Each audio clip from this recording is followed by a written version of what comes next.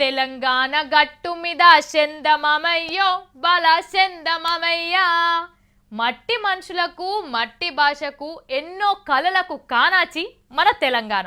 మనోళ్ళకు మస్తు టాలెంట్ ఉంటుంది కానీ బయట పడరు. ఇగో ఇప్పుడు ఒక మనిషిని చూపిస్తా, పరిచయం కూడా చేపిస్తా. మీరు కూడా ఒక్కసారి ఆ మనిషిని చూసి పాత రోజులను యాద్ చేసుకోరు. అనుమానమే లేదు, నిజంగానే మన తెలంగాణ కోటి రత్నాల వీణ. కళలకు, కళాకారులకు, ఆటపాటలకు, పండుగలకు దేంట్ల తక్కువ ఉండదు.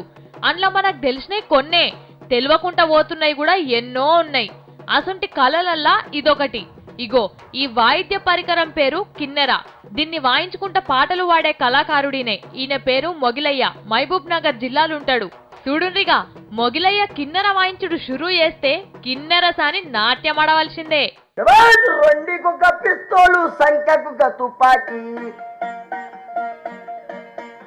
దాలుంటది సాయల్లా ఒళ్ళొక్క జమ్ముంటది.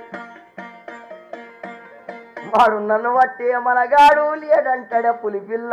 చూస్తున్నారా ఎంత మంచిగా వాయించుకుంటూ పాట పాడుతున్నాడో. మొగిలయ్య వాడే పాటలైనా చెప్పే కథలైనా అన్ని తెలంగాణ మట్టిలో పుట్టిన వీరుల గురించే. అయితే ఈడ చెప్పవలసిన ముచ్చటేందంటే, ఈ కిన్నెరను వాయించే కళాకారులు ఎంతమంది ఉన్నారో ఎరికేనా? ఒక్కలే. ఆ ఒక్కలు ఈ మొగిలయ్యనే. ఈయన తర్వాత నేర్చుకునేటోళ్ళు గాని ఈసుంటి కిన్నెర పరికరం గాని ఇంకేడలేవు. ఈ కిన్నెరను తయారు చేసింది కూడా ఈళ్ళ తాతలేనట. ఎవరికన్నా నేర్పియాలని ఉన్నా గాని పూట గడవక ఊకుంటున్నాడట. సర్కారోళ్ళు ఆదుకుంటే ఎవరన్నా నేర్చుకునేటోళ్ళుంటే నేర్పిస్తా అంటున్నాడు. కనబడకుండా అయితున్న ఈసుంటి కళలను, కళాకారులను మనం మన సర్కారు కలిసి ఆదుకుంటేనే తెలంగాణ చరిత్రలో నిలబడుతుంది. అబ్బా సాయన్నను చంపుతని ఒప్పుకున్నాడు తుప్ప, గర్ర గొడ్డలి తీసిండే ఉప్పు పోసి నూరి